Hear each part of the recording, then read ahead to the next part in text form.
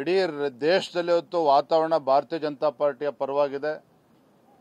ರಾಜ್ಯದಲ್ಲೂ ಸಹ ಕಳೆದ ವಿಧಾನಸಭಾ ಚುನಾವಣೆಯಲ್ಲಿ ಭಾರತೀಯ ಜನತಾ ಪಾರ್ಟಿಗೆ ಹಿನ್ನಡೆ ಆಗಿದ್ರೂ ಸಹ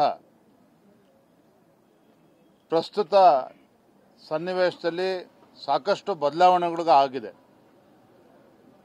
ಇಡೀ ದೇಶದಲ್ಲಿ ಇವತ್ತು ನರೇಂದ್ರ ಮೋದಿಜಿ ಪರವಾದಂಥ ಒಂದು ಅಭಿಪ್ರಾಯ ಮತ್ತು ಮೋದಿಜಿಯವರ ಜನಪ್ರಿಯತೆ, ಕೇಂದ್ರದಲ್ಲಿ ಮತ್ತೊಮ್ಮೆ ಭಾರತೀಯ ಜನತಾ ಪಾರ್ಟಿ ಸರ್ಕಾರ ಅಧಿಕಾರಕ್ಕೆ ಬರಬೇಕು, ಮೋದಿಜಿಯವರು ಪ್ರಧಾನಮಂತ್ರಿ ಆಗಬೇಕು ಅನ್ನೋ ಒಂದು ವಾತಾವರಣ ನಿರ್ಮಾಣ ಆಗಿದೆ. ಕರ್ನಾಟಕ ರಾಜ್ಯದಲ್ಲೂ ಕೂಡ ಅದಕ್ಕೆ ಪೂರಕವಾಗಿ ಇವತ್ತು ವಾತಾವರಣ ನಿರ್ಮಾಣ ಆಗಿದೆ. ಮತದಾರರು ಬಹಳ ಉತ್ಸಾಹದಲ್ಲಿದ್ದಾರೆ ಬಿಜೆಪಿಗೆ ಮತವನ್ನು ಕೊಡಬೇಕು ಅಂತೇಳಿ. ಮತದಾರರು ನರೇಂದ್ರ ಮೋದಿಜಿಯವರು ಮತ್ತೊಮ್ಮೆ ಪ್ರಧಾನಮಂತ್ರಿ ಆಗಬೇಕು ಅನ್ನೋ ಉತ್ಸಾಹದಲ್ಲಿದ್ದಾರೆ. ಭಾರತೀಯ ಜನತಾ ಪಾರ್ಟಿಯ ಕಾರ್ಯಕರ್ತರು ಸಹ ಸೋಲಿನ ಒಂದು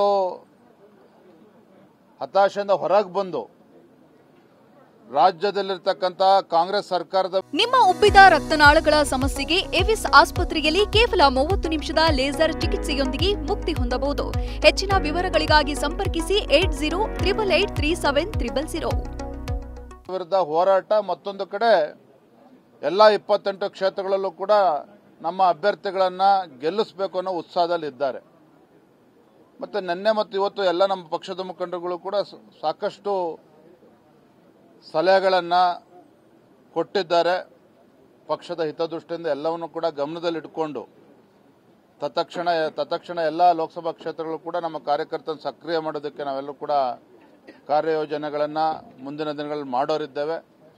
ನಮಗಂತೂ ಸಂಪೂರ್ಣವಾಗಿ ವಿಶ್ವಾಸ ಇದೆ, ಮುಂದಿನ ಲೋಕಸಭಾ ಚುನಾವಣೆ ಕರ್ನಾಟಕ ರಾಜ್ಯದಲ್ಲಿ ಭಾರತೀಯ ಜನತಾ ಪಾರ್ಟಿ ಒಂದು ರಾಜ್ಯದ ರಾಜಕೀಯ ಇತಿಹಾಸದಲ್ಲಿ ಒಂದು ಸುವರ್ಣಾಕ್ಷರದಲ್ಲಿ ಬರೆದಿಡ್ತಕ್ಕಂಥ ಒಂದು ಫಲಿತಾಂಶ ನಮ್ದು ಆಗ್ತದೆ. ಮೋದಿಜಿಗೆ ಸಂಪೂರ್ಣವಾಗಿ ಬೆಂಬಲ ನೀಡ್ತಾರೆ ಅನ್ನೋ ವಿಶ್ವಾಸ ನಮಗೆ ಸಂಪೂರ್ಣವಾಗಿದೆ.